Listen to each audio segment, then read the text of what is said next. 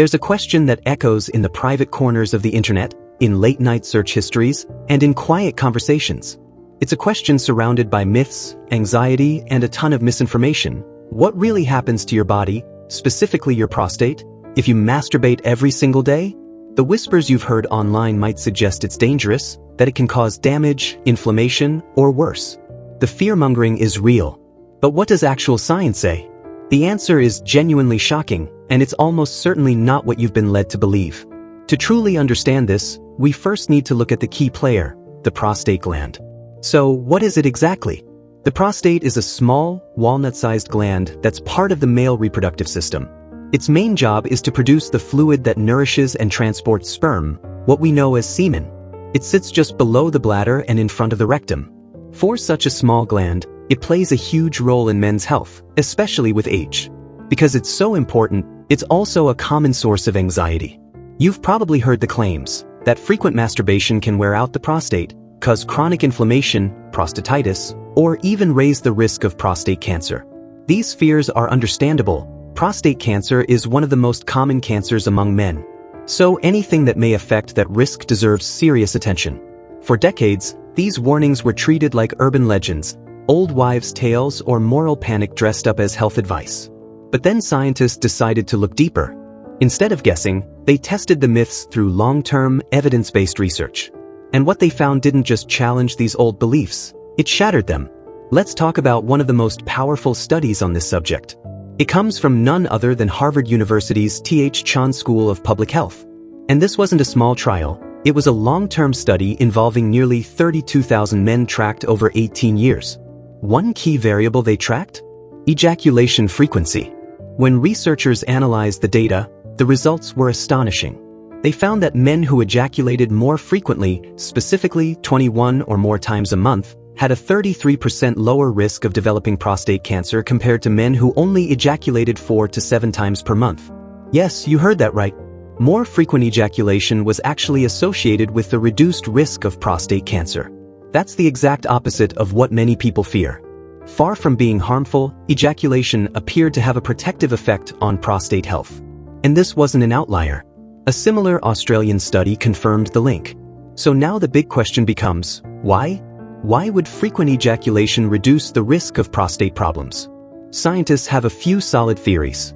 The first is called the prostate stagnation hypothesis. Think of the prostate as a gland with tiny ducts or pipes.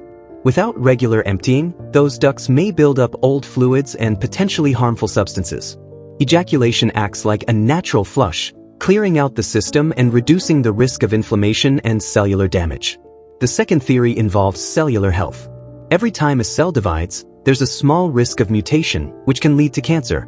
Frequent ejaculation may support faster and healthier turnover of prostate cells, removing older, potentially damaged ones before problems arise. And the third theory links it to stress and inflammation. Chronic inflammation is a known contributor to many diseases, including cancer. Since ejaculation helps reduce psychological tension and stress, it may also help lower inflammation throughout the body, including in the prostate.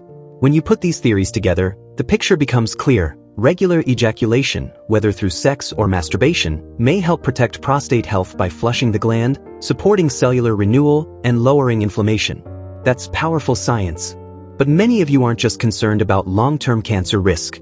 You're dealing with frustrating symptoms now, like waking up at night to pee, a weak stream, or feeling like your bladder never quite empties. These are signs of an irritated or enlarged prostate. The shocking truth is this: daily ejaculation may not only protect long-term health but also contribute to smoother, more efficient functioning of the prostate now. But don't mistake this for a miracle cure. It's important to be responsible and realistic.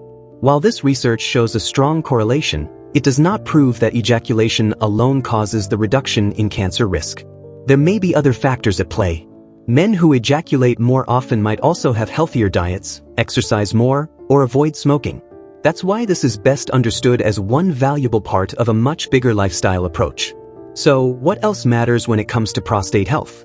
Diet is crucial. A diet rich in fruits, vegetables, and healthy fats supports prostate function. Foods high in lycopene, like tomatoes and watermelon, are especially helpful. Green tea and omega-3 rich foods like fish also offer benefits. Exercise plays a major role. Regular physical activity helps you maintain a healthy weight, and excess weight is a known risk factor for more aggressive forms of prostate disease. Even 30 minutes of walking or light cardio daily can make a difference. Also, avoid smoking and limit alcohol. Both are associated with higher cancer risks and hormonal imbalance. And perhaps most importantly, be proactive. That means scheduling regular checkups and screenings. Talk to your doctor about PSA testing, especially if you're over 40 or have a family history of prostate issues.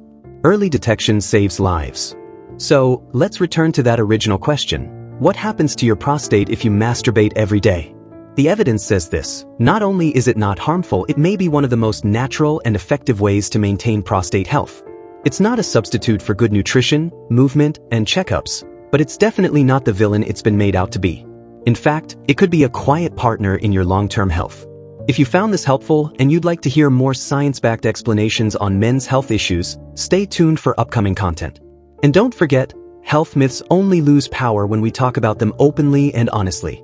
Stay informed, stay curious, and most importantly, stay healthy.